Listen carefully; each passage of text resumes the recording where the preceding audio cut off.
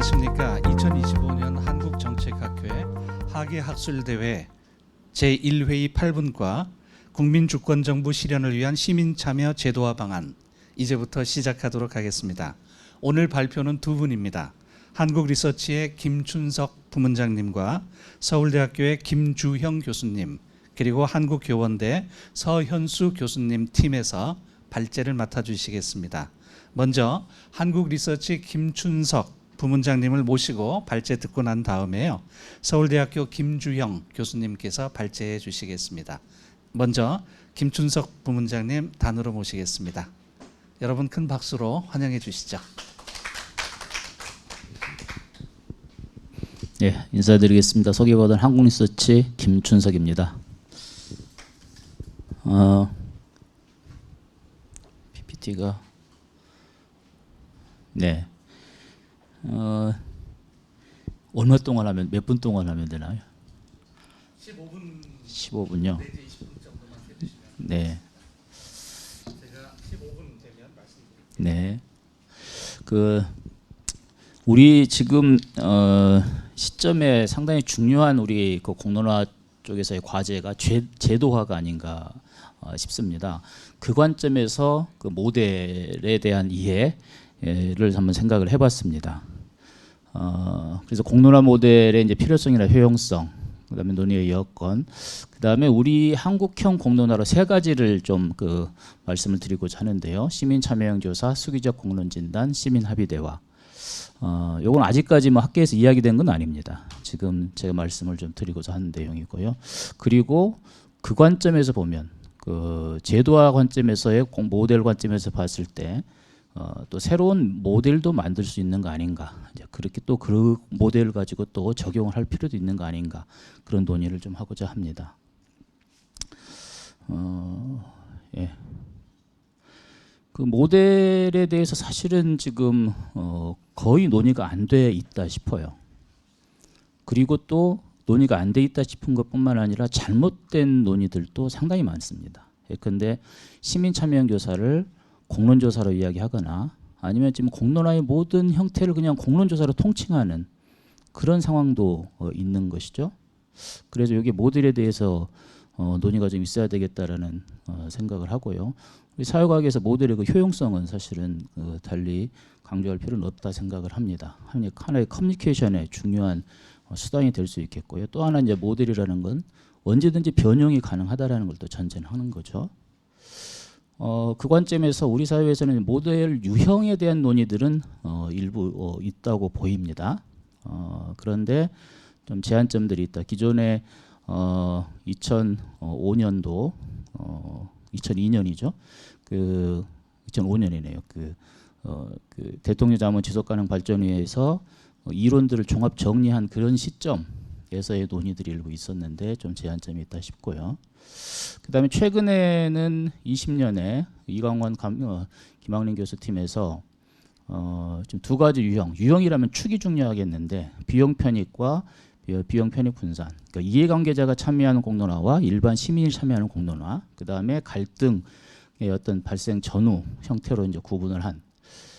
특히나 요 모형의 구분에 이제 그 의의라면 공론화 모델뿐만 아니라 ADR까지를 접목시킨 형태로 해서 공론화 모델을 좀 다양화해서 논의한 어떤 하나의 틀이 됐다는 그런 측면이 있긴 합니다만 이 공론화 모델을 구분하는 그 축으로서는 좀 좀 논점들이 있지 않나 싶습니다.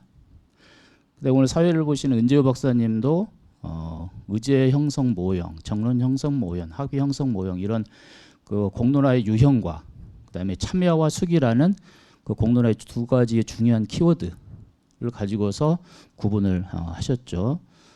그런데 이제 그 일반적인 어떤 그런 현실 적용 가능성은 분명히 있다 싶습니다만 모델을 나누는 하나의 축으로서의 공론화 모델의 주요한 개념 그것 중심의 또 논의는 추가적으로 할 필요는 있다 싶습니다.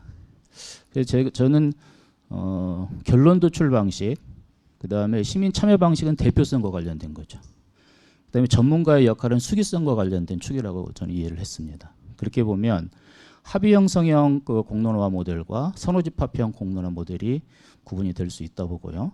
그 다음에 참여 방식으로는 자발적 참여 또는 동원된 참여와 무작위 참여로 구분되는 그런 형태. 대표성을 강조하는 게 이제 무작위 참여가 되겠고, 통계적 대표성. 그렇지 않은 방식이 자발적, 동원적 참여가 될 수 있겠죠.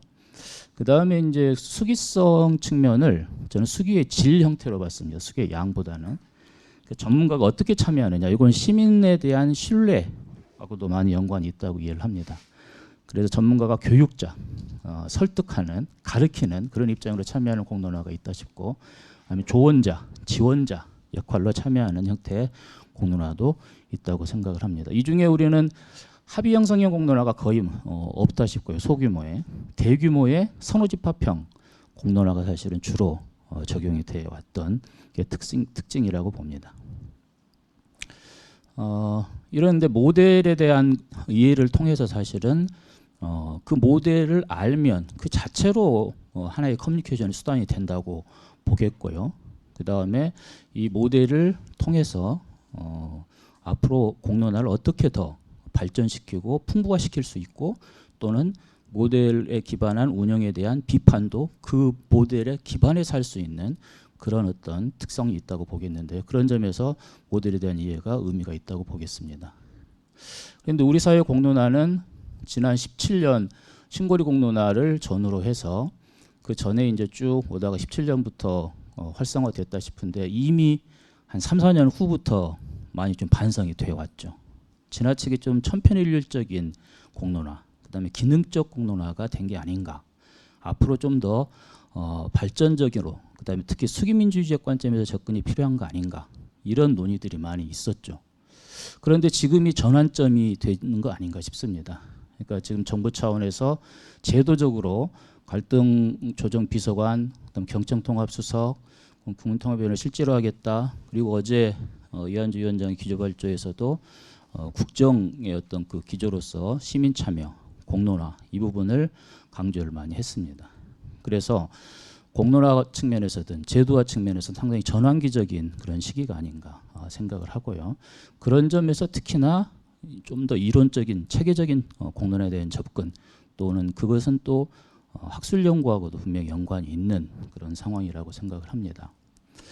그리고 우리 사회는 그 여러 이유로 공론화를 가장 잘할 수 있는 그런 여건이라고 이해가 돼요. 그래서 아마 지금 그 정부 주도 공론화 중심으로 뭐 공론화의 횟수랄지, 그다음에 정책화의 어떤 그런 그 과정이랄지에서는 제일 많이 활용되고 있다 싶은데, 과연 그게 얼마만큼 효과적으로 돼 있느냐, 그런 비판점은 좀 분명히 있겠죠. 특히나 그 제도화 관점과 그다음에 운영 주체의 관점에서 봤을 때 우리는 정부 주도임에도 비제도 형태가 대부분의 공론화 형태라고 볼 수 있겠고요. 미국 같은 경우는 그 공론조사나 시민배심제나 이런 것들이 사실은 국가 주도는 아니죠. 대부분이 학자, 연구기관, 비영리단체 주도입니다. 그렇지만 제도화라고 우리가 이해하는 것은 공론화 모델에 기반한 운영이 반복적으로 되고 있기 때문에 제도화라고 이야기할 수 있다고 봐요. 몽골이나 프랑스나 이런 데는 국가 주도성 또 공론화를 하고 있죠. 시민의회도 사실은 국가 주도라고 볼 수는 있겠습니다. 이런 점에서 보면 우리는 국가 주도인데 비제도라는, 어찌 보면 양쪽에 다 부정적 요소를 같이 가지고 있는 그런 형태의 운영 형태가 아닌가, 그렇게 보여져요. 그런 점에서 그 제도화라는 개념을 뭐 법으로 돼 있냐, 아니면 절차적으로 보장이 돼 있거나 또는 관례적으로 돼 있냐, 이것뿐만 아니라 저는 이론에 근거한 모델을 개발을 해서 그래서 반복적으로 된 것이냐, 이 관점에서 볼 필요가 있다 봅니다. 그 관점에서 봤을 때 우리 사회의 지금 그 제도화 측면이 너무 취약하다, 그렇게 생각을 하는데요. 그 측면에서 한번 뒤에서 좀 보도록 하겠습니다. 즉 국가가, 정부가 주도한다는 공론화는 폐쇄적 대화가 될 수 있고 이해관계 충돌이 될 수 있고 왜곡된 합의가 될 수 있고 민주주의의 질서를 초래할 수 있는 여건이죠. 기본적으로. 그걸 어떻게 운영하느냐에 따라서 잠재적 요소들을 극복할 수는 있을지 모르겠지만 기본적으로는 그런 특성이 있는 것이 정부주도 공론화의 문제점이라고 일단 이해하고 가야 될 필요가 있다고 봅니다.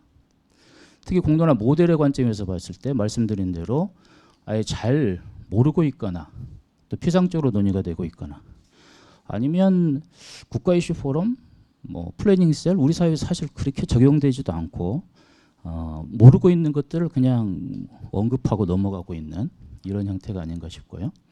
그다음에 시민 배심제나 합의회의 같은 경우에는 많이 뭐 이야기는 되고 있지만 우리 사회에 많이 활용이 안 되고 있는 그런데 한 측면에서 우리 사회는 많이 적용되고 있는 그 모델은 또 논의가 안 되고 있습니다. 이런 여러 가지 문제가 혼재가 있다 모델적 관점에서 보면 그런 측면에서 저는 한국형 모델은 실제 한다고 봅니다. 아까 말씀드린 그 세 가지가 있다고 말씀을 드릴 수 있겠고요.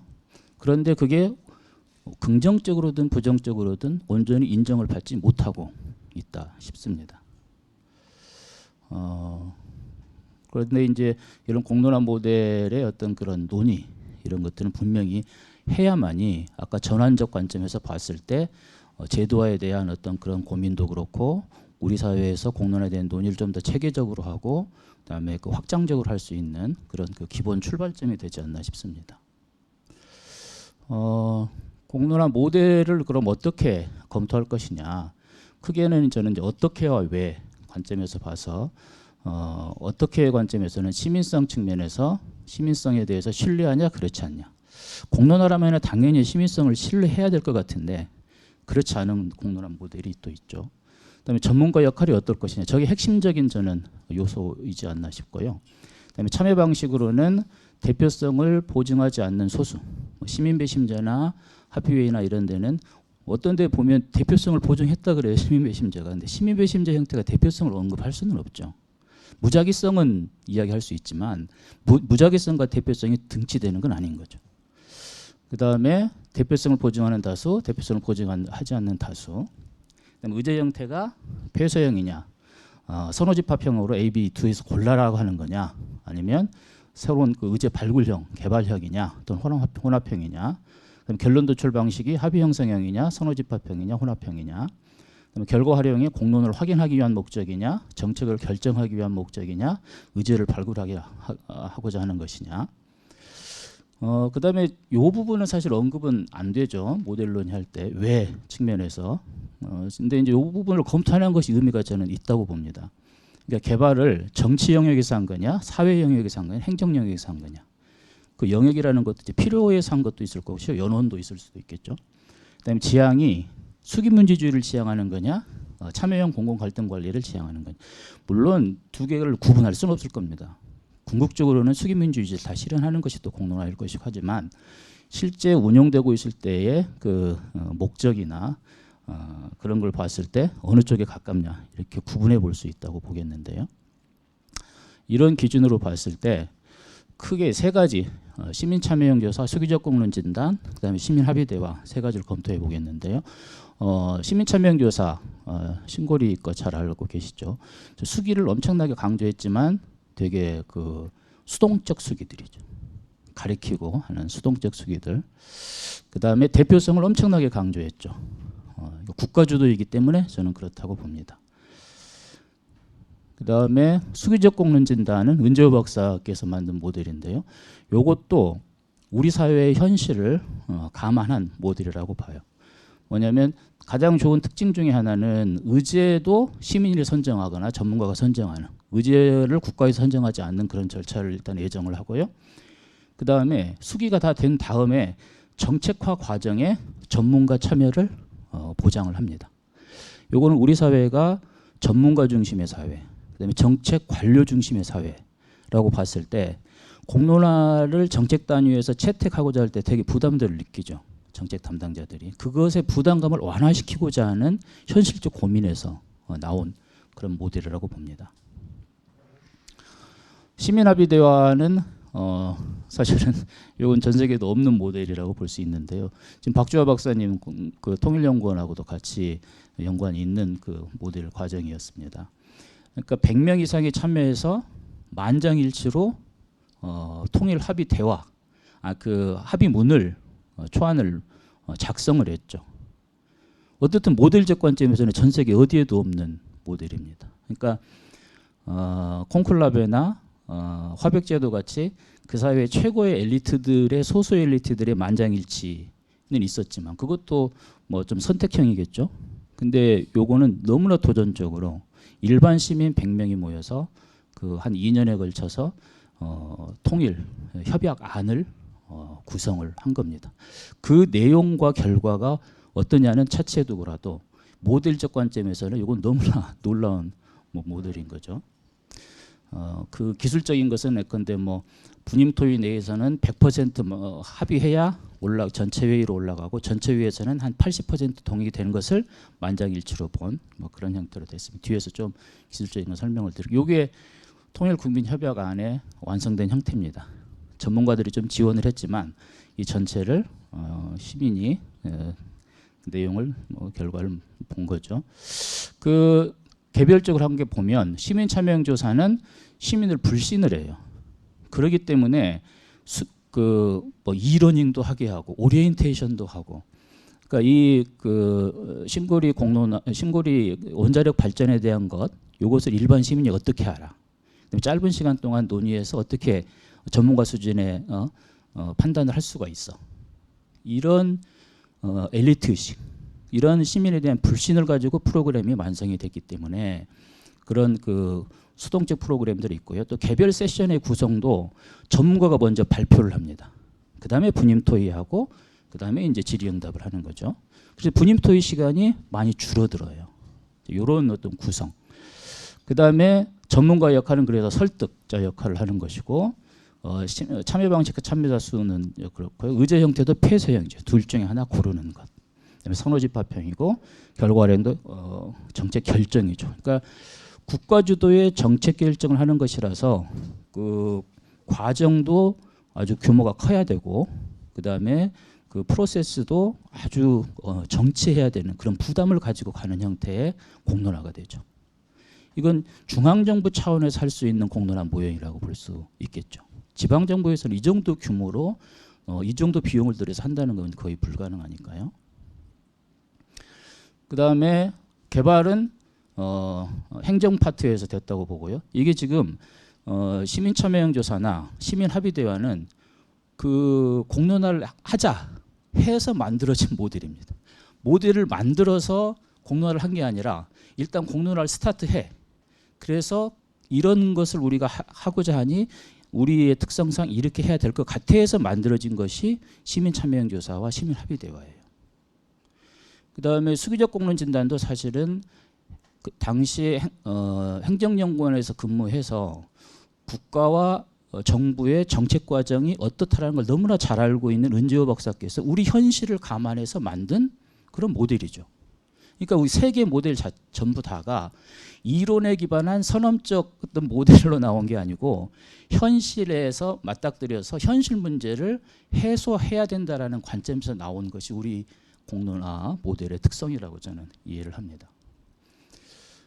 그래서 공론조사하고 비교해보면 가장 큰 특징이 시민을 불신을 한다는 것, 전문가의 역할이 많죠. 그러니까 뭐 저 큰 무대에서 전문가가 강의를 하고 그다음에 또 질의응답도 팀으로 나눠가지고 싸움하는 형식으로 하는 이런 형태로 모델이 구성되고 운영이 됐던 거죠. 근데 요거는 현실적 필요에 의해서 이런 겁니다. 우리가 한쪽 측면으로는 비판을 할 수 있지만 다른 측면으로는 이게 가장 합리타당한 모델일 수 있는 거예요. 국가 단위에서 큰 의사결정을 해야 되는 상황에서 여야가 있고 언론에서의 그런 비판점이 있고 이해 당사자의 그 불만들도 있는 이런 상황에서 시민들이 이 정도까지는 수기했다라는 것으로서 서로의 신뢰를 좀 얻고 가는 그런 과정으로서의 모델이라고 볼 수 있겠죠. 그래서 저는 이것은 우리 사회의 특징을 보여주는 국가 주도의 비제도 공론화의 특징을 보여주는 그런 모델이다 이렇게 이해를 합니다. 지금 수기적 공론 진단인데요. 말 그대로 의제 선정부터 시민도 참여하죠. 그래서 시민을 신뢰하고요. 그런데 이것도 완전 신뢰는 아닙니다. 왜냐하면 공론화 과정 이후의 정책 단계에서 전문가의 피팅 과정을 전제하는 거죠. 그러면 전문가 일반 시민의 공론화 과정에 뭔가 불안정성이 있을 수 있다라는 걸 전제하는 것이라서 완전 신뢰라고는 볼 수는 없습니다. 그다음에 전문가는 지원하고 판단하는 역할까지도 하죠. 피팅 단계가 있으니까. 그다음에 의제 형태는 폐쇄형과 그다음에 오픈형도 있습니다. 그러니까 공론화 과정에서 어떤 새로운 의제를 발굴도 하고요. 예, 그래서 또 순위를 내는 그런 형태로 하죠. 그다음에 행정에서 있고 참여형 공공활동 관리를 지향을 한다. 수기적 공론 진단도 공론 조사하고 비교해 보면 이런 특징적인 의제형에서 시민 투표하는 형태도 있고 의제 선정 단계의 전문가 참여도 있고 정책화 과정에서 참여도 있고 그렇습니다. 시민 합의 대화 말씀드린 대로 거의 100% 만장일치 형태. 시민을 아주 강하게 신뢰하죠. 이렇게까지 할 수 있다라고 보는 거죠. 근데 전문가는 단순 지원하는 역할을 합니다. 그다음에 의제 형태는 개방형이고, 그다음에 정책 공고가 목적인데 만장일치 합의형. 예, 참 너무 독특한 형태. 요것이 이제 가능했던 것은 뭐냐면 당시에 그 보수, 진보, 중도 종교단체 한 700여 개 단체가 참여를 했습니다. 그래서 그 남북 간의 갈등뿐만 아니라 남남 간의 갈등을 완화하는 모두가 다 동의할 수 있는 최소 요건의 어떤 그 협약안이 뭐가 있을까? 이거였기 때문에 만장일치가 가장 바람직한 형태일 수 있죠. 예, 그런 점에서 이런 형태의 모델이 만들어졌고 운영이 됐다고 보겠습니다. 그런데 그것은 물론 전문가적 관점에서 보면 불완전하죠. 뭐 너무나 당연지사의 이야기들이 나왔을 수도 있고 아니면 또 요거는 통일국민협약이라고 볼 수 없는 전문가적 관점에서 그런 게 나왔을 수도 있어요. 그렇지만 그 목적상 그러니까 모두가 다 동의할 수 있는 남남 갈등을 완화할 수 있는 형태의 뭔가 시민들의 이야기를 한번 모아보자라는 걸로 본다면 만장일치로 접근하는 것이 또 타당하다고도 볼 수도 있는 겁니다. 그래서 이건 소기민주적 관점의 접근이라고 볼 수 있겠고요. 뭐 기능적인 것은 뒤로 하겠고요. 요것을 다른 공론화 모델들과 비교해 봤을 때 한국형 공론화 모델을 특징이라고 할 수 있는 요소들이 분명히 있습니다. 변형도 가능하다고 봅니다. 이 추구를 보면 합의 형성과 선호집합형이 기본이긴 하지만 상호 공감적 공론화 모델도 가능하다. 그러니까 무슨 결론을 내자는 건 아니죠. 그러니까 저 전기대와 저도 저걸 고민해봤던 게 박주하 박사님 최근 그 논문 보고 글을 보고 고민을 했어요. 그러니까 공론화가 꼭 무슨 결론을 내자는 것이 아니라 서로 다른 사람들끼리의 생각. 지금 독일에서는 그랬죠. 동서독이 통일이 됐을 때 너무나 다른 어떤 삶의 과정들이 있었고 서로에 대한 인식이 있었잖아요. 이걸 어떻게 해소할까라는 고민을 했던 거예요. 그걸 그러면 한 그 선구자가 그런 거죠. 두 진영의 사람들을 그냥 모셔. 그래서 30분 동안 자기 이야기를 해. 다른 사람 계속 듣고 있어. 그다음에 질의응답해. 그다음에 그걸 갖고 싸우는 거 아니에요. 그걸로 끝. 상호 공감하는 거죠. 물론 그걸 공론화 모델이라고 볼 수 있냐. 그건 전 사회적으로 하나의 반복적으로 많이 하면 공론화 모델이 될 수 있고 되게 개인적인 어떤 감성의 해소라고도 볼 수 있겠지만 그건 개인 간의 감성 해소는 아니죠. 대화를 나누는 것이지만 상대방을 이해를 하고 나의 어떤 문제도 또 상대방의 입장에서 한번 반추해보는 뭐 이런 과정이기 때문에 아주 중요한 저는 모델이 될 수 있다고 봅니다. 그 다음에 뭐 시민참여형 정책 진단 같은 정책 진단도 가능하다. 이건 꼭 뭐 결론을 공고하는 것이 아니고 뭐 시민참여 여론조사도 만들 수도 있다. 요거는 뭐 자료로서 보시면서 참조하시면 될 것 같습니다. 이런 점에서 보면 공론화 모델 아까 그 유형화에서 뭐가 빈 곳이 있는지 또는 보완해야 될 곳이 있는지 이렇게 된다 보면 공론화 모델을 새로 만들 수도 있고 변형을 할 수도 있겠다.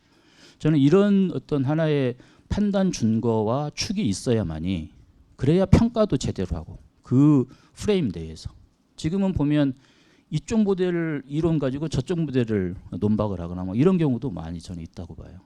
그래서 뭔가 그 논의의 그 심도가 깊지도 않고 그다음에 확장도 잘 안 되는 면이 있지 않나, 연구적 관점에서 봤을 때도. 그래서 저는 연구를 위해서라도 모델에 대한 그 논의가 좀 더 깊이 돼야 될 필요도 있다 생각합니다. 네, 이상입니다.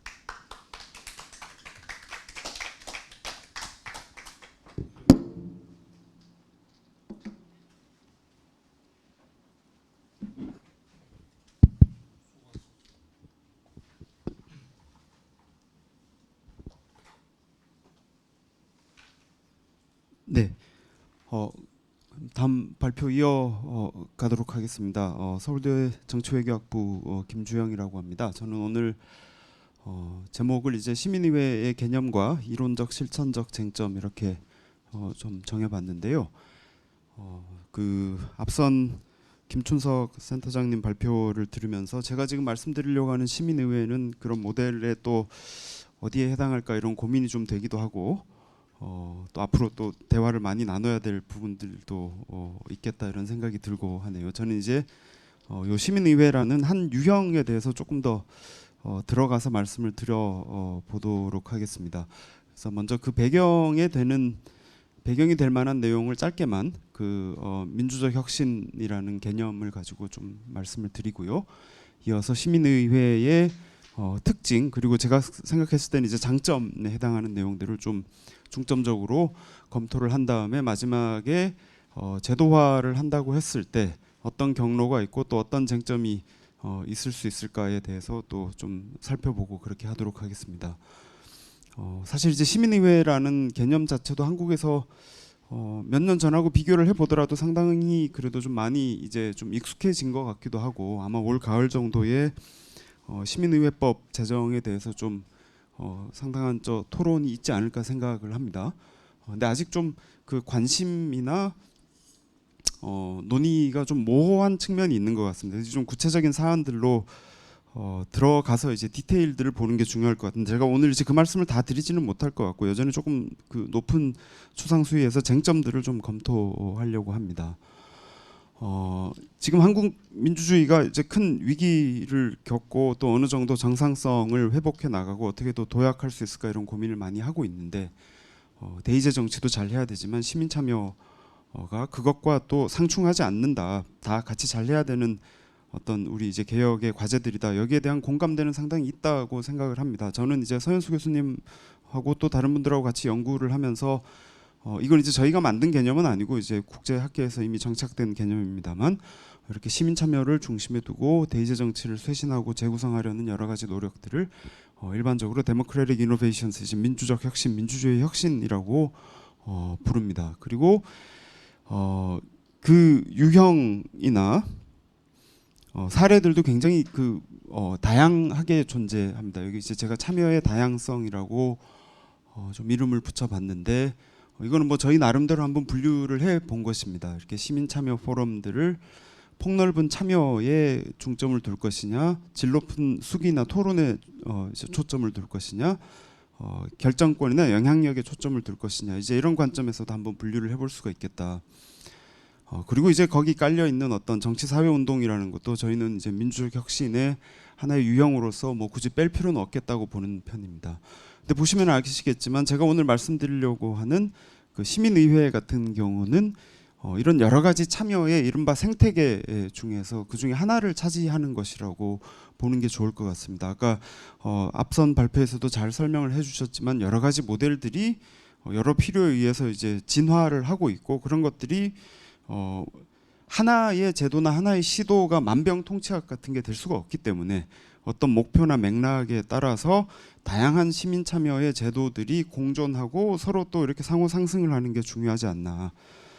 하지만 지금 이제 한국 민주주의의 여러 가지 과제들, 도전들을 생각을 했을 때 오늘 좀 강조를 하고 싶은 거는 이 시민의회라는 방식이 상당한 장점이 있을 수가 있겠다. 이제 그게 이제 제 발표의 취지라고 좀 보시면 될 것 같습니다. 이런 것들이 다 소중하지만 시민의회라는 것이 지금 국면에서 적극적으로 검토해보는 것이 상당히 중요하겠다. 그리고 그런 장점이 있다라는 취지가 되겠습니다. 그래서 살짝 빠져나와서 이런 말씀을 잠깐 좀 드려보려고 하는데 우리가 특히 이번 정부 들어서 더 그렇습니다만 정치 참여가 왜 민주주의에 중요한가라는 일반론적인 합의가 한국 사회에 없지 않다고 생각을 합니다. 근데 이 질문을 하는 게 어떤 참여인가라는 것을 조금 더 그 세심하게 들여다보는 게 중요하다고 저는 생각을 하는데요.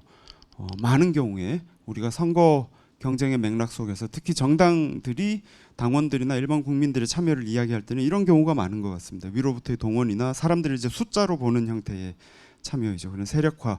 근데 이런 참여가 또 중요하기는 하지만 잘 아시는 것처럼 양극화라든지 적대의 정치 이런 데 또 취약한 문제가 있습니다. 온라인 공간에서 많이 보는 것처럼 한국이 어떻게 보면 상당히 독특한 현상이라고 할 수 있는 이런 공분의 표출로서의 참여, 어떤 공적인 사안이 있을 때 사람들이 막 화를 내면서 담론을 만들어 나가는 것들, 이런 것들도 중요한 계기라고 볼 수 있지만 이런 표출이라는 것은 상당히 폭발력이 있으면서도 동시에 또 상당히 휘발성이 강한 또 이런 한계가 없지는 않을 것 같고요. 우리 얼마 전에 탄핵 국면에서 봤던 것처럼 이게 한국의 또 상당히 독특한 하나의 그 참여의 형태로 자리 잡아가고 있는 것 같습니다. 거대한 정치 위기 속에서 저는 이런 걸 이제 소화기형 참여 이렇게 부르는데, 불이 활활 타서 다 무너질 것 같은데 시민들이 등판을 해가지고 이제 대타처럼 청소도 하고 불을 끄는 이런 역할을 하는, 이게 굉장히 큰 한국의 어떻게 보면 민주주의의 저력이나 회복력을 설명을 할 때 중요한 요소이긴 하지만은 왜 이렇게만 시민 참여가 국한이 돼야 될까라는 질문을 또 던져볼 필요가 있을 것 같고, 마지막으로 말씀드리고 싶은 거는 바로 한국의 어떤 공론화 조사가 아까 저 앞선 발표에서도 잘 말씀을 해주셨지만 상당히 많은 경우에 이제 탑다운의 방식으로 위에서부터 기획이 되어 가지고 상당히 안전한 형태의 참여, 그러니까 밥상을 차려놓고 시민들을 이렇게 불러서 들어보는 이런 거죠. 여기 이제 안전하다고 했는데 harmless라는 영어 단어를 썼습니다만 이거 조금 냉소적인 뜻도 들어가 있습니다.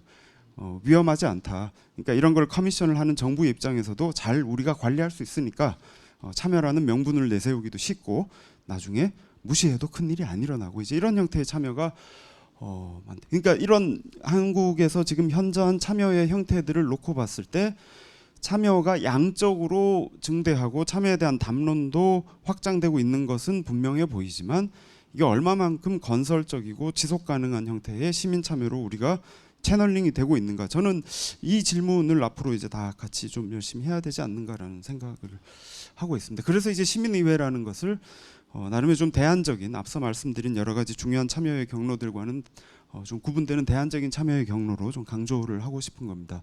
여러 가지 것들과 비교를 해봤을 때 수기적이고 시민의회가 반드시 합의적이지는 않습니다. 요거는 좀 괄호를 쳐도 될 것 같긴 한데요.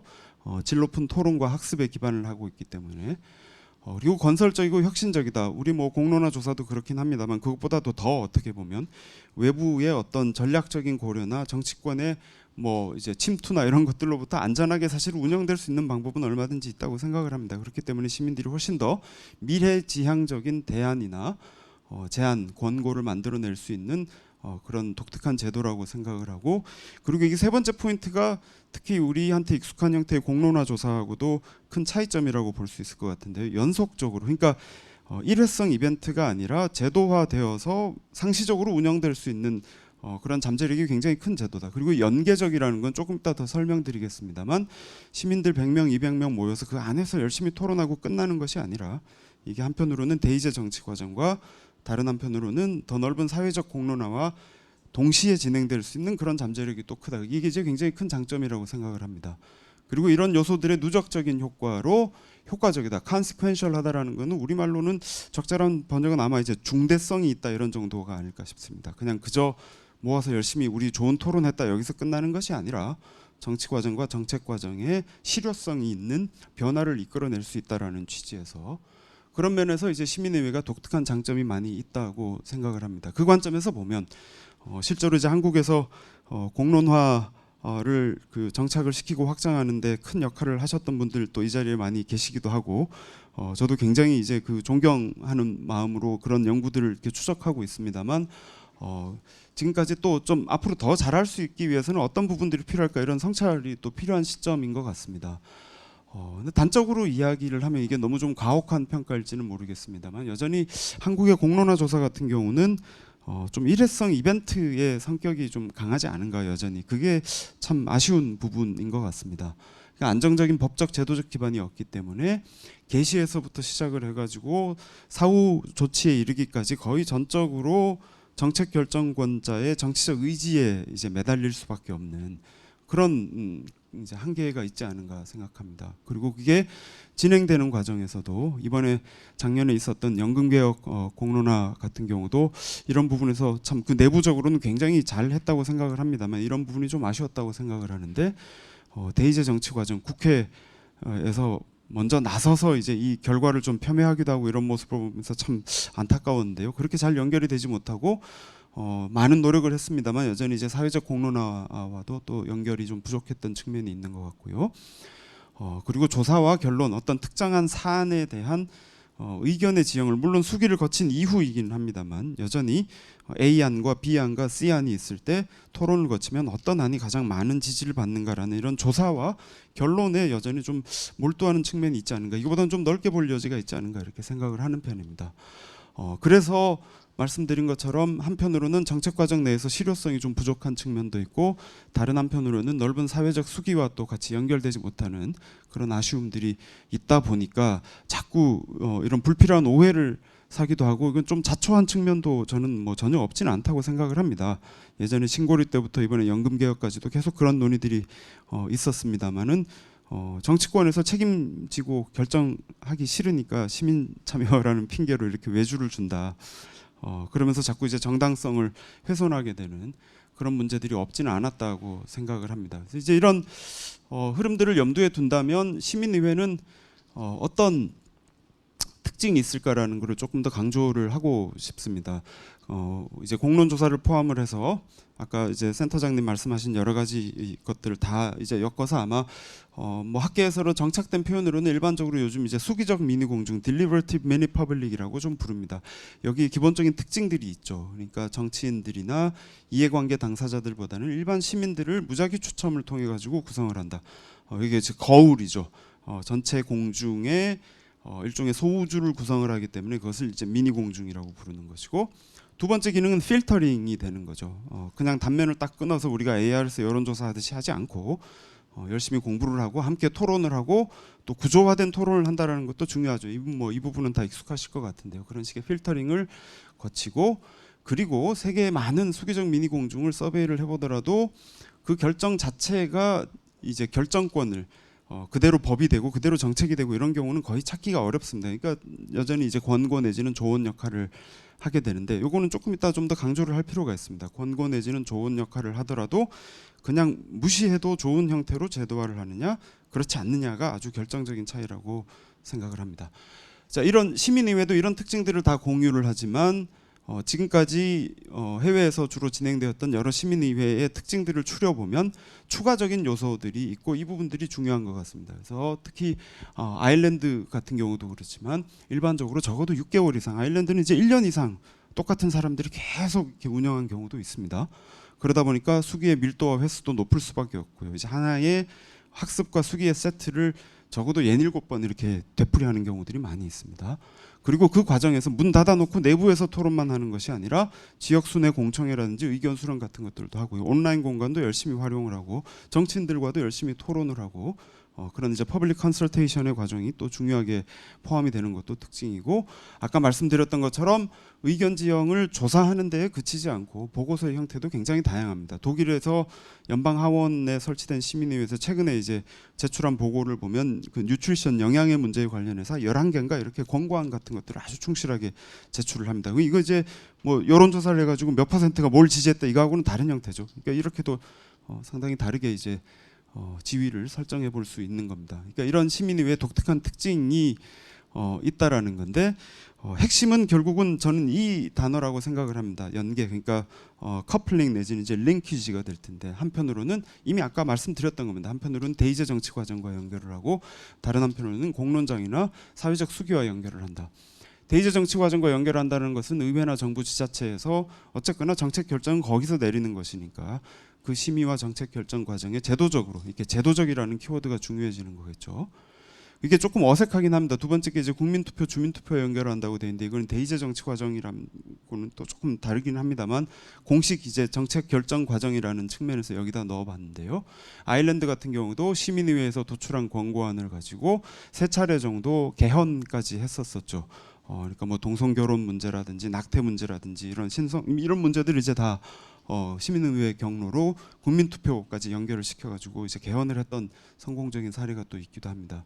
또 다른 한편으로는 공론장 출발에서부터 시작을 해서 언론, 시민사회, 학계와 협업을 하고 아까 말씀드렸던 폭넓은 공공의견 수렴 과정을 거치는 것이 결정적으로 중요하다. 이걸 이렇게 하지 않으면 대표성이나 정당성이나 효과성이나 이런 문제를 계속 이제 초래할 수밖에 없다고 생각을 합니다.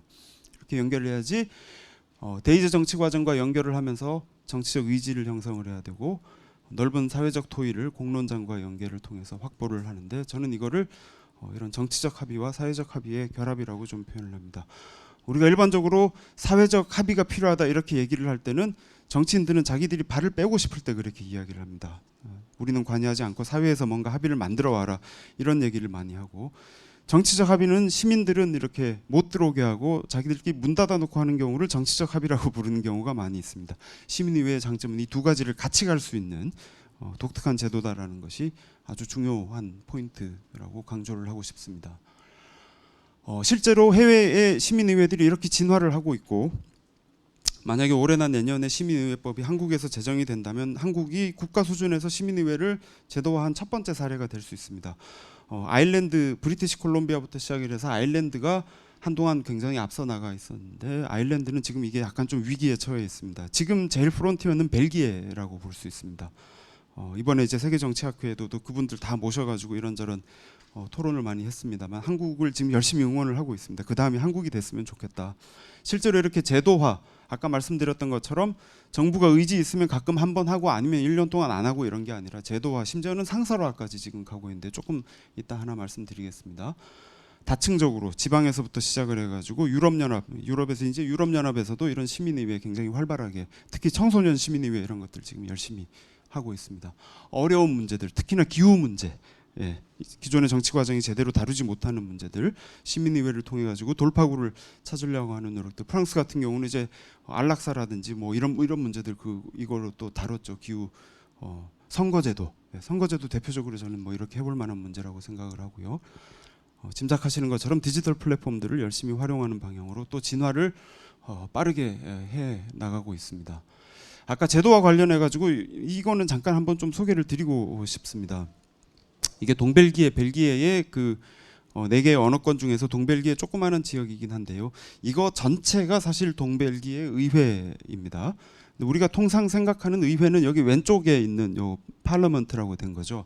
근데 의회 내에 시민의회가 안에 이렇게 내장이 되어 있습니다. 여기 한 2019년 정도부터 시작을 해서 지금 한 5년 남짓 이제 됐는데요. 이게 시티즌스 어셈블리가 있고 시민의회가 있고 시민평의회 정도로 시티즌 카운슬 그렇게 번역을 하면 될 것 같은데요. 시민평의회는 어떤 역할을 하냐면 이게 상설기구로 있으면서 지금 의회나 정부에서 제대로 다루지 못하고 있는 사안들이 뭐 어떤 것들이 있고 시민의회를 소집을 해봐야 될 만한 의제를 설정을 합니다. 그렇게 해서 이제 시민의회를 소집을 하면 18세도 아니고 16세 이상 그 지역 주민들 중에서 무작위 추첨을 통해서 시민의회를 구성을 하고 주어진 기간 동안 활동을 해가지고 권고안을 만들어냅니다. 그 다음부터 흥미로운데요. 그 권고안 recommendation이라고 되어 있죠. 이걸 만들어가지고 의회로 보내는데 그러면 의회에서 이제 수기를 하고 심의를 하고 결정을 가부간에 하게 되겠죠. 이게 이제 내각제니까 기본적으로 뭐 의회와 정부가 같은 겁니다. 근데 여기서 끝나는 것이 아니라 이 그림에서 제일 중요한 화살표가 여기 위에 있는 이 모니터라는 겁니다. 그러니까 시민평의회가 어떤 권한을 가지고 있냐면 본인들이 발주를 준 시민의회 의제의 권고안이 의회로 가면 의회와 정부가 그 안을 제대로 심의를 하고 가부간에 결정을 하고 정책적으로 팔로우업을 하고 있는지 아닌지를 이제 모니터할 수 있는 법적인 권한이 있고 의회와 정부는 자기들이 이 안에 대해서 어떻게 심의를 했고 어떻게 결정을 했고 어떤 조치를 취하고 있거나 안 하고 있는지를 공개적으로 보고할 법적인 의무가 또 있습니다. 자, 이렇게 되면 이렇게 되면 공식적인 권한을 놓고 봤을 때는 여전히 의회와 정부가 최종적인 결정을 하는 거죠. 그러니까 시민의회는 여전히 권고 내지는 조언의 역할을 하는 겁니다. 하지만 이런 제도적인 설계를 통해서 시민의회의 활동과 결과와 재원이 그냥 이유 없이 무시당하거나 그냥 이제 아무 일 없었던 것처럼 지나가 버리거나 이런 일은 적어도 안 생기게 되니까 이런 식의 제도적인 설계를 통해 가지고 상당한 효과성을 이제 확보하는 이런 방식의 제도화를 지금 하고 있습니다. 이런 모델 같은 경우는 한국에서도 만약에 시민의회를 법제화 내지는 제도화한다면 응용해서 충분히 한번 이제 해볼 수 있는 방식이 아닌가 생각을 합니다. 국가인권위원회처럼 외부에 독립된 어떤 하나의 기구로서 시티즌 카운슬 비슷한 걸 만들 수도 있고요. 이걸 국회 내부에 만들어도 된다고 생각을 합니다. 하지만 어떤 경로를 취하든지 간에 여기 이제 모니터라고 되어 있는 이 화살표, 이게 이제 굉장히 중요한 지금 고리가 아닌가. 그래야지만 이제 효과성과 지속 가능성을 확보하지 않을까, 이제 그 지점을 좀 강조를 하고 싶습니다. 한국에서 시민의회를 제도화하고자 하는 논의가 여러 갈래로 지금 진행이 되고 있습니다. 이 부분은 뭐 짧게만 언급을 하려고 하는데요. 말씀드렸던 것처럼 시민의회 법을 제정을 하는 것이 저는 필요하고 또 충분히 가능하다고 생각을 합니다. 그렇게 해서 중앙에서부터 시작을 해가지고 지자체에 이르기까지 다층적으로 제도화를 하고 지원을 하는 튼튼한 법적인 제도적인 근거를 마련하는 것이 중요하다고 생각합니다. 근데 바로 이렇게 하는 것이 만약에 뭐 정치인들이나 시민사회에서 부담스럽다면 실용적인 방안도 하나가 있는데요. 이건 이제 같이 연구하고 있는 다른 분의 이제 그 아이디어입니다만, 국회법 44조가 이제 특별위원회를 다루는 조항입니다. 여기에 시민의회를 조항을 신설을 해버리면 됩니다. 예를 들어서 우리 이제 시민교육을 법제화하자 이런 논의들 많이 하고 있는데 계속 안 되고 있죠. 만약에 이걸 다룰 특별위원회, 시민교육 특별위원회 이런 걸 하나 만든다면 거기에 시민의회 활동과 이렇게 이제 연동을 시키는 겁니다. 이런 방식으로 이제 특별위원회를 통해 가지고 국가적인 난제들을 다룰 수 있는 이런 제도적 경로를 만드는 것도 가능하고, 개헌도 저는 시민의회를 충분히 활용한 방식이 얼마든지 가능하다고 생각을 하고요. 그리고 그것을 국회나 대통령을 우회하거나 무력화하는 방안이 아니라 함께 이제 협업을 하면서 제도 설계를 할 수 있는 방안이 얼마든지 있다고 생각을 하고, 아일랜드나 아이슬란드나 이런 좋은 사례들은 충분히 여전히 참고할 것들이 있을 것 같습니다. 그래서 헌법 개정에서부터 시작을 해가지고 지자체 단위에서요 이제 생활 정치에 이르기까지 시민의회가 하나의 모델로서 활용될 수 있는 여지는 굉장히 많이 있을 것 같습니다. 이제 마지막 슬라이드입니다. 이게 사실 뭐 길게 토론을 해야 되는 부분이기도 합니다만 짧게만 뭐 몇 가지 짚어보고 마무리하도록 하겠습니다. 시민의회, 이거는 이제 수기적 민의공중 일반에 대해서 제기되는 어떤 그 비판적인 쟁점들이긴 합니다만, 그 사람들이 누군데 우리를 대표하냐, 이런 대표성의 문제, 그리고 우리가 그 사람들을 선거로 선출하지도 않았고 그리고 끝나고 나면 책임도 안 질 것 아니냐, 근데 그 사람들이 이렇게 모여서 어떤 중대한 정치적인 권고를 하는 것의 정당성이 어디에 있냐, 이런 문제, 효과성의 문제, 아까 말씀드렸던 것처럼 뭐 그냥 이거 돈 많이 드는 여론조사 아니냐, 뭐 이런 식의 나중에 안 받아들이면 그만이고 이런 거 아니냐. 마지막으로는 그 토론이나 수기를 한다고 하는데 한국에서 유독 이제 이런 걱정들이 많은 것 같습니다. 거기에 막 이렇게 외부 세력들이 막 침투할 것 같다, 부정이 있을 것 같다, 뭐 이런 걱정들을 많이, 이게 저는 이제 이걸 진정성의 문제라고 보는데, 그리고 또 이제 거기서 어떤 의견들이 다수가 될까, 아마 뭐 50대 남성 사투리 안 쓰고 옷 잘 입는 사람들의 목소리가 제일 크지 않겠냐, 이런 식의 이제 불평등이 침투한다는 거죠, 수기 과정에. 근데 이 하나하나에 대해서 지금까지 누적된 어떤 국내외의 연구 사례들에 대한 연구, 그리고 또 이론적으로도 대응할 수 있는 여지는 충분하다고 생각합니다. 이제 이런 비판들이 한편으로는 과장된 부분이 많이 있고, 실제 경험적인 사례들을 보면 이렇게 입증되지 않는 이제 과장된 우려인 경우가 많이 있고, 그리고 아까 제가 강조를 했던 것처럼 여기서도 핵심이 이제 양방향 연계라고 생각을 하는데요.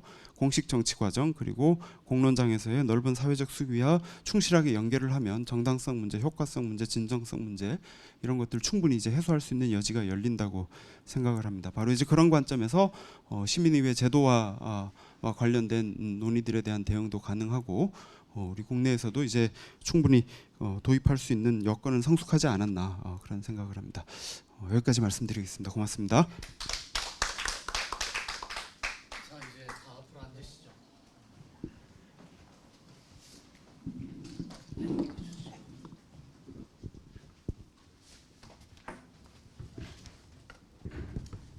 어서 오세요.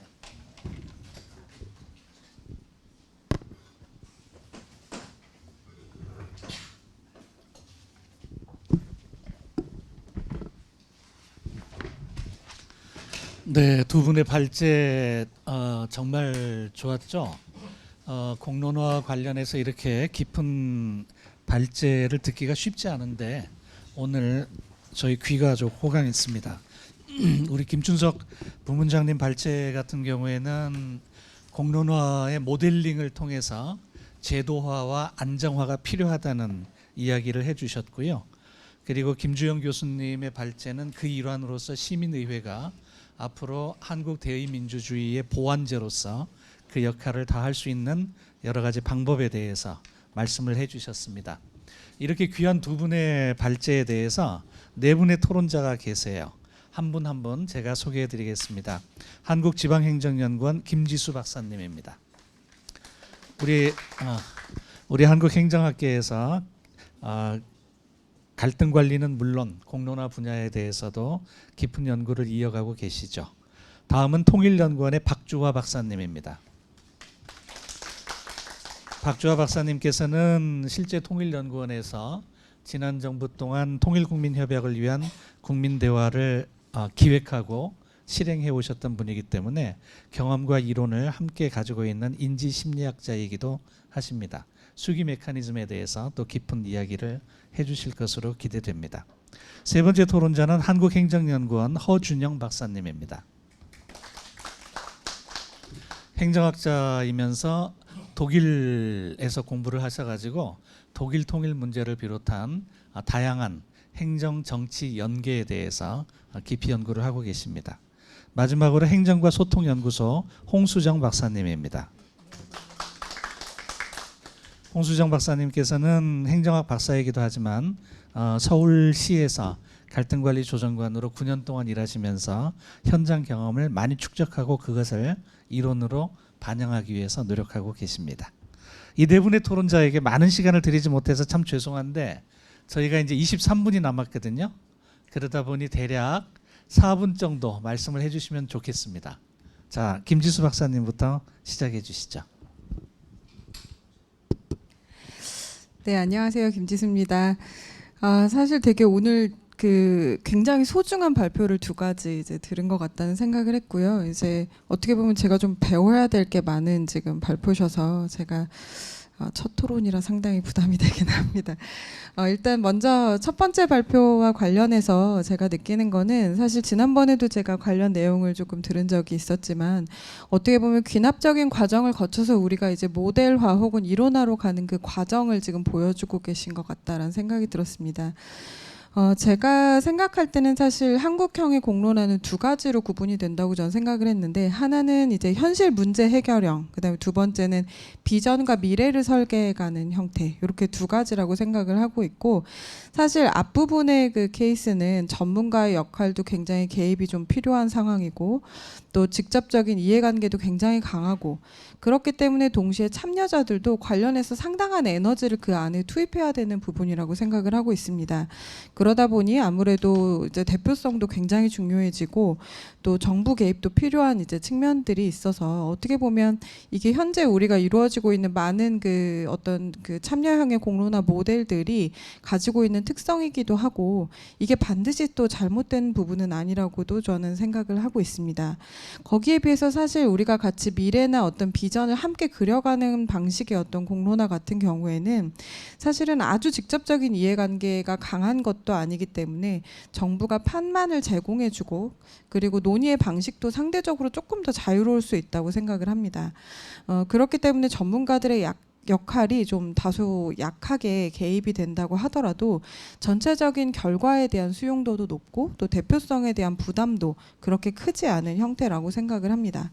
이제 다만 이제 이 전반적인 내용 중에서 특히 미래나 비전을 그리는 형태는 어떻게 보면 장기적인 어떤 학습의 개념도 상당 부분 차지하고 있다고 생각을 합니다. 즉 시민 교육이라든가 하는 파트와도 상당히 연결이 되는 것이고요. 여기와 비교했을 때 사실 현실 문제를 해결하는 형태는 이런 어떤 여유를 가지기에는 조금 부족한 어떤 그런 상황적인 맥락이 있다고 생각합니다.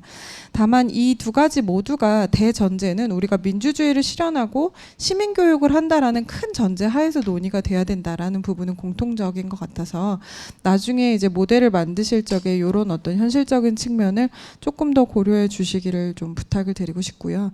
두 번째 발표를 들으면서는 사실 제가 최근에 이제 그 기관 구성 다양화라는 그 지방자치단체와 관련된 고민을 하고 있는데 특히 읍면동 단위에서 주민자치나 주민총회를 강조하기 위한 방법론의 일환으로 저도 지금 시민의회의 개념을 좀 함께 고민하고 있기 때문에 이 부분이 상당히 앞으로 그 많이 활용이 될 것으로 생각이 됩니다.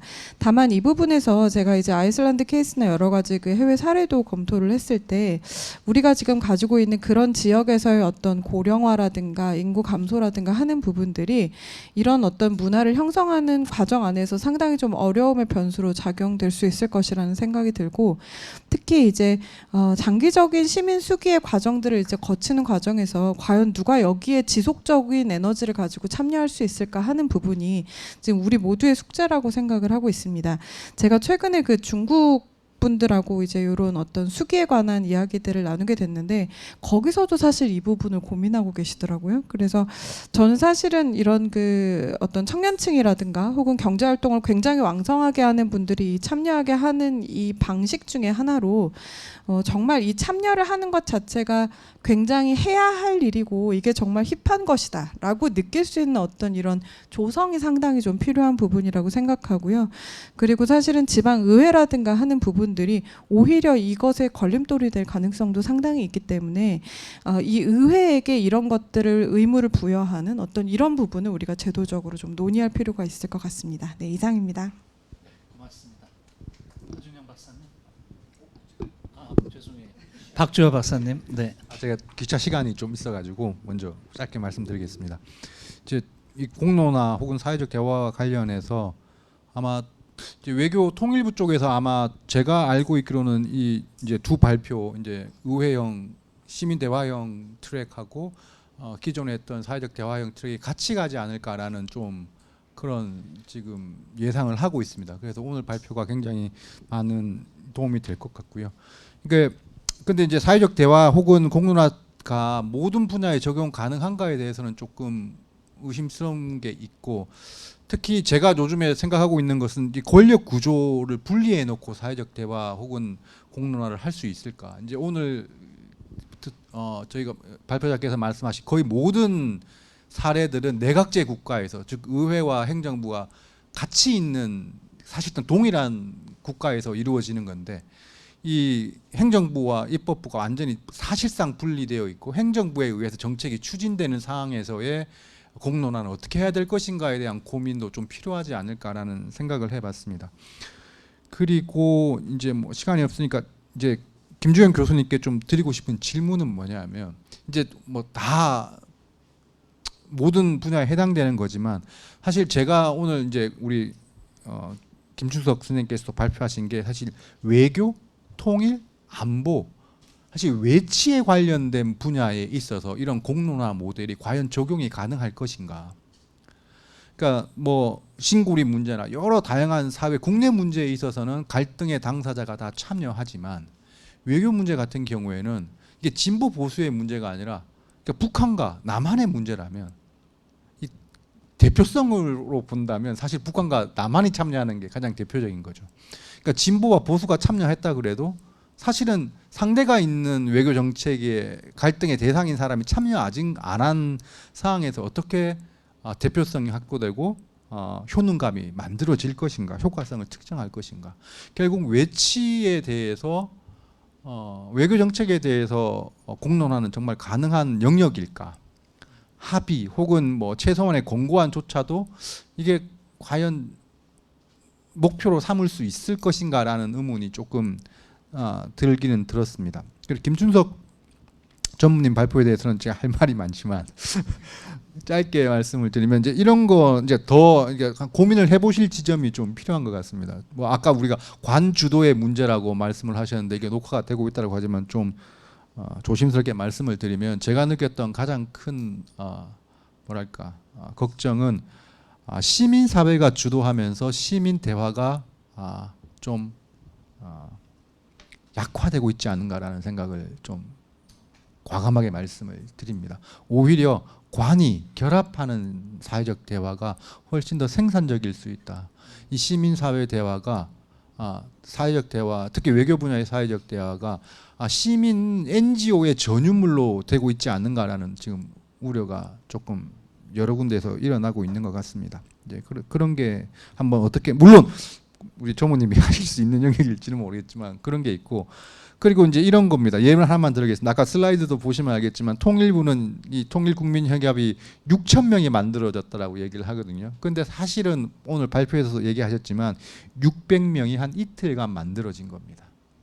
그리고 그것도 사실은 숙이라고 얘기했지만 그 과정을 보면 뭐 더 잘 아시겠지만 테이블마다 안건 내고 다수결하고 안건 내고 다수결하고 안건 내고 다수결하고, 그러니까 모든 과정들이 조그마한 공론 조사, 그러니까 세그먼트들이 다 사실은 통일국민협약의 내용들은 다수결의 원칙에 의해서, 수기가 아니라 다수결에 의해서 만들어진 거 아니냐는 우려가 있다라는 거죠. 이제 그런 측면에서 이제 앞으로 어떻게 좀 방향을 잡고 계신지에 대한 부분이 조금 궁금하기도 했습니다. 예, 제 토론은 여기까지 하겠습니다. 제가 들을 수 있을지는 모르겠지만. 고맙습니다. 자, 이어서 허준영 박사님. 예, 한국행정연구원의 허준영입니다. 아까 사회자께서도 소개해 주셨지만 제가 공론화 쪽에 전문성이 막 엄청나게 있는 분 쪽은 아니고, 오히려 제가 최근에는 이제 국정데이터조사센터에서 설문조사 위주로 좀 연구를 또 했던 터라 오늘 이제 좀 말씀드리는 부분은 또 막 많이 알아서 한다기보다는 잘 모르고 일단은 이것저것 얘기를 두서없이 이제 한다라고 일단 보시고 들어주시면 좋을 것 같습니다. 우선 두 분 발제 들으면서 저도 진짜 공부가 엄청나게 많이 됐고요. 진짜 그 정치학회에서 이렇게 양질의 발표문을 본 게 아마 거의 정말 오랜만인 것 같습니다. 예, 그래서 되게 감사드리고 정말 많이 배웠고요. 그리고 문제 의식엔 이제 그 현재 어떤 그 대의제를 보완하는 어떤 직접 민주주의 그 제도들이 사실 몇 개 있긴 한데, 그것이 이제 실제적 의사결정이라든지 정책 결정과 결부되지는 잘 못하기 때문에 그런 보완점에서 이런 논의들이 필요하다라고 하는 부분에 저도 전적으로 공감을 합니다. 그리고 김축석 그 전무님께서 이제 그 한국형에 대한 어떤 말씀 주시면서 장점을 위주로 말씀해 주셨는데, 저는 단점들이 좀 일단 그 공론화 관련해서 좀 부각되는 부분들이 좀 아무래도 있지 않나라는 생각이 들고, 좀 그 말씀도 주시긴 했지만 우리나라가 이제 그 갈등공화국으로서 이제 그 갈등이 좀 첨예하고, 어떤 갈등이 있을 때마다 이게 이념과 좀 이제 이념 갈등이랑 또 결부돼서 이제 그 증폭되는 부분들이 있고요. 또 이제 이념에 대해서도 뭐 다를 수가 있지만 이게 서로 이제 그 상대방의 어떤 혐오라든지 그 정서적 갈등까지도 이제 그 되는 부분들이 좀 한국형으로서 좀 이제 고민을 좀 우리 같이 좀 해봐야 되지 않을까. 그런 면에서는 아마 이전에 했던 방식들이 긴 시간을 할 수는 없고 짧은 시간 동안 단기적으로 이제 빨리 이제 그런 증폭되기 전에 끝내는 어떤 방식이 아니었을까라는 생각이 들고요. 그리고 이제 그 외부 집단의 영향 이런 부분들을 어떻게 결합을 방지할 것인가, 이 부분도 아까 두 번째 그 발표자께서도 말씀 주셨지만 되게 중요하겠다 싶은 생각이 들고, 한편으로는 이런 공론화가 사실 이렇게 필요한 이유가 어떤 우리나라의 언론 지형 때문이라는 부분도 생각이 많이 듭니다. 사실 언론에서 미디어에서 적어도 이제 그 충분히 정보들을 공유하고 그것들을 이제 그 시민들로 하여금 생각을 하게끔 하면 좋을 텐데, 그런 부분들이 사실상 잘 안 되는 부분 때문에 오히려 이제 그 공론화에 대한 필요성이 더 증가가 되는 게 아닌가라는 생각이 들었고요.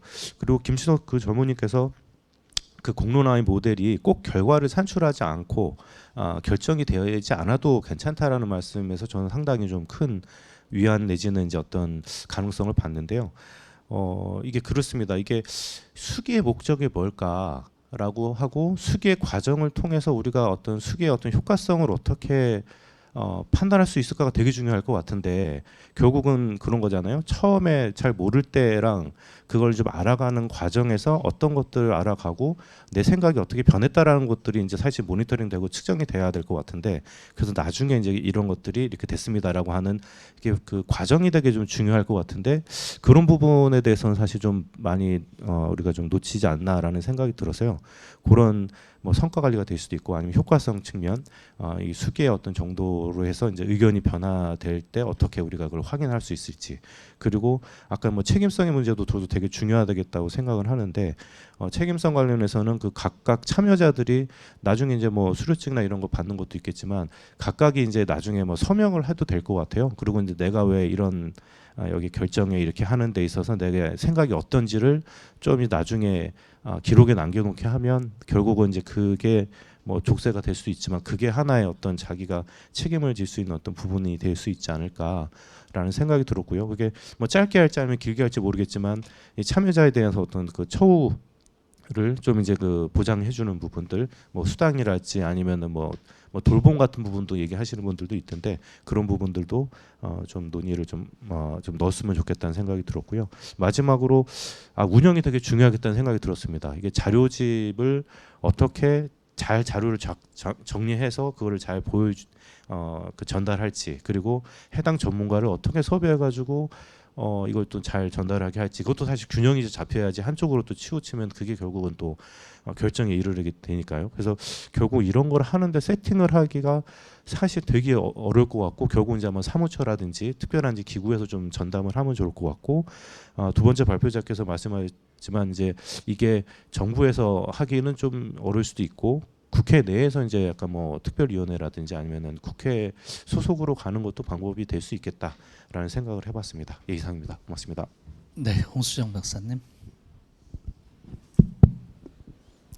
네, 제가 학회에 굉장히 오래간만에 왔어요.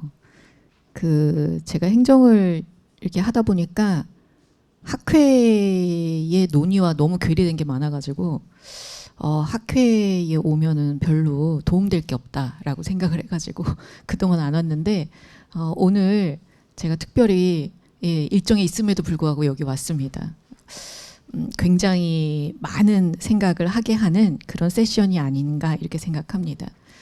이제 제 의견을 이야기하기 전에 제가 요즘 국민소통 전략체계를 구축하는 용역을 하고 있어요. 연구를.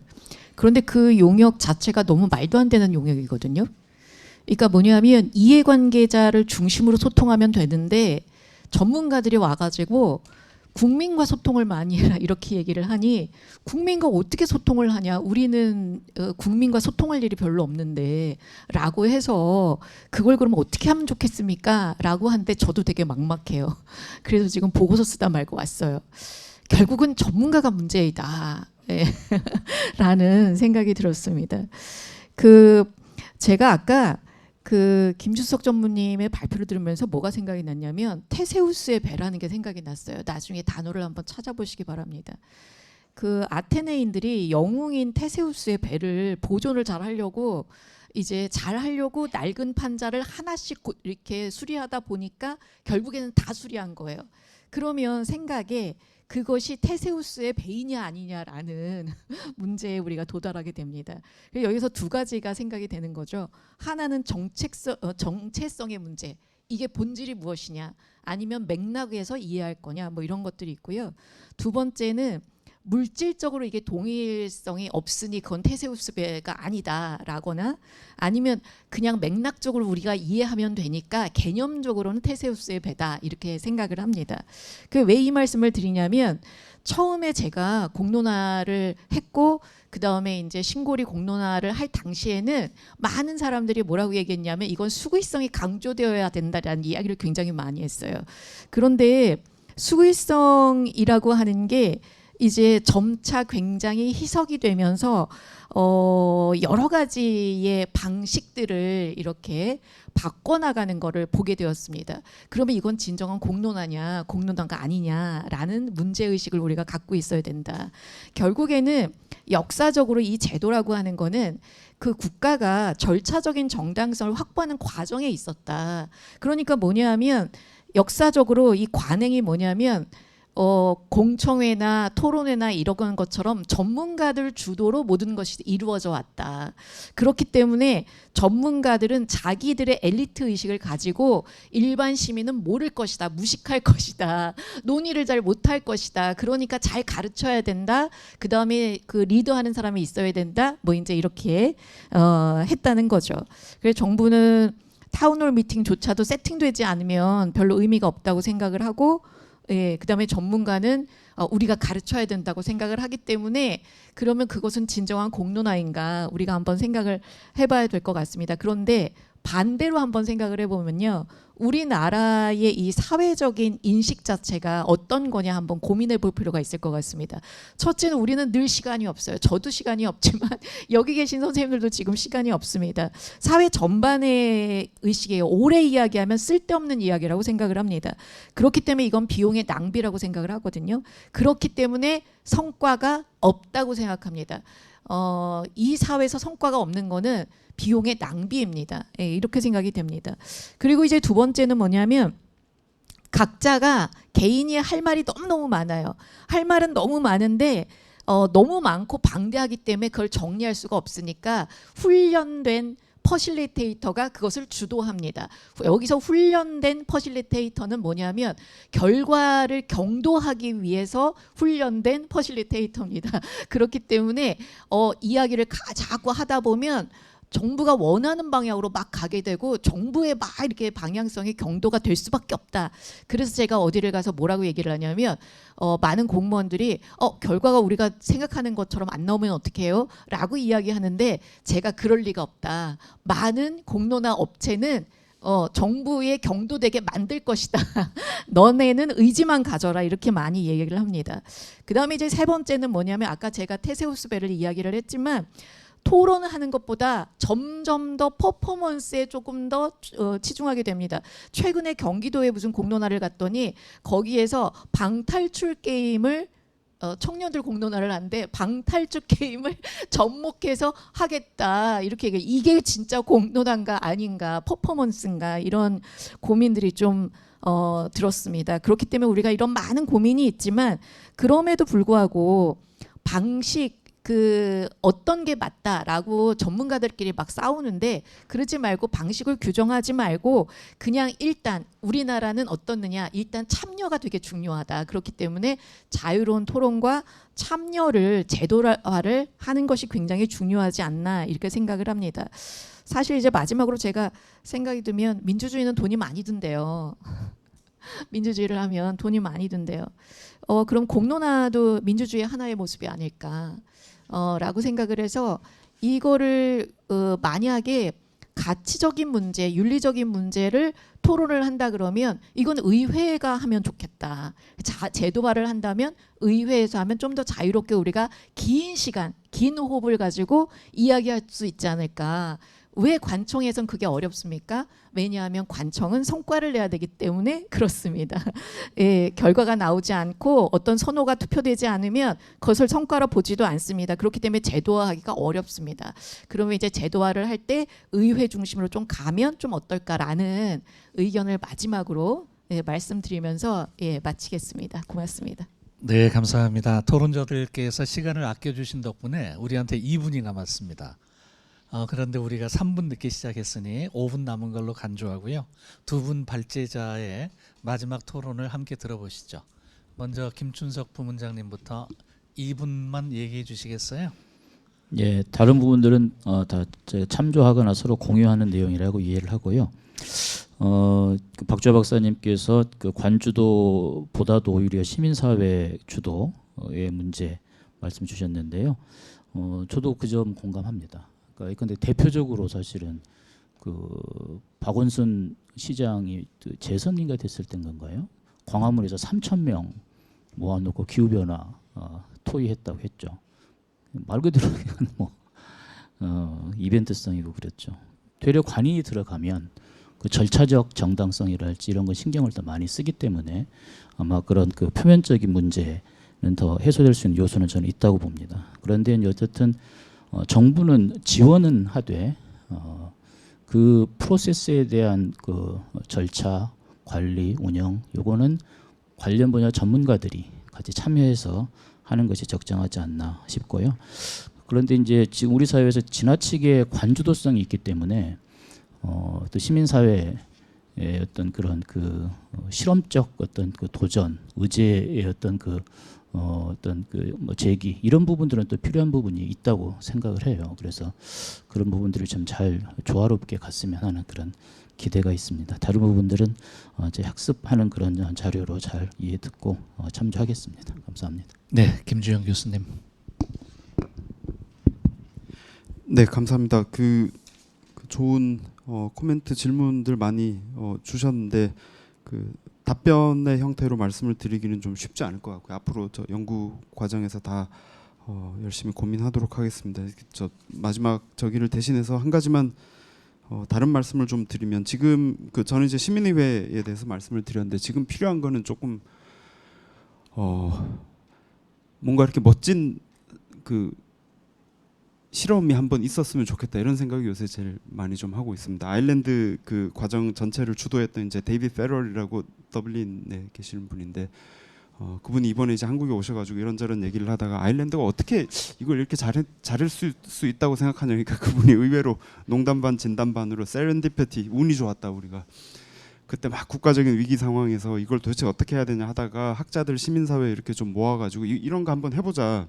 근데 그 결과나 과정이 참 좋았던 거죠. 그러니까 정치인들이 관심을 가지기 시작하면서 그 다음 해에 있었던 그 선거 국면에서 우리가 집권을 하게 되면 시민의회를 공식적으로 도입하겠다 이런 약속이 이러면서 그게 막 급물살을 타기 시작했다고 그러는데 지금 한국이 저는 이제 그런 좋은 한번 실험이나 사례를 만들어 볼 수 있는 국면이 되지 않았나 이렇게 생각합니다. 선거제도 같은 게 이제 대표적인 사안이고 기후 문제도 그렇고 그런 식의 이제 의제 면에서도 그렇고 지금 여기 센터장님 같은 경우도 그렇지만 많은 분들이 지금까지 노력을 해주셔가지고 그 프로세스 운영에 대한 노하우는 상당히 축적이 많이 돼 있다고 생각을 합니다.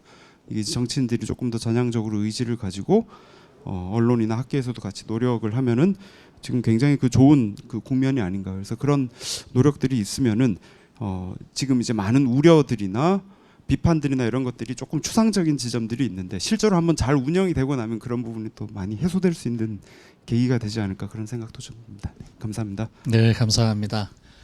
사실 오디언스에서 또 뭐 질문 있으실까요? 네, 질문 없으시죠? 네, 그 우리 홍수정 박사님 민주주의의 비용 말씀해 주셨는데 프랑스 같은 경우는 CNDP에서 이런 국민 토론을 조직을 할 때 전체 사업비 예산의 1000분의 1을 국민 토론에 할애하고 있습니다. 그리고 이 1000분의 1 예산을 뭐라고 부르느냐면은 정확히 민주주의의 비용이라고 부르고 있더라고요. 이제 우리 사회도 민주주의를 위한 비용을 지출하는 데 있어서 인색하지 않고 시민의회나 다른 여러 가지 형태의 그 시민 참여와 공론화를 통해서 우리 민주주의의 품질을 좀 더 높여가는 그런 사회가 되었으면 하는 바람입니다. 오늘 발제와 토론으로 수고해 주신 여러분 감사합니다. 다음에 또 뵐게요.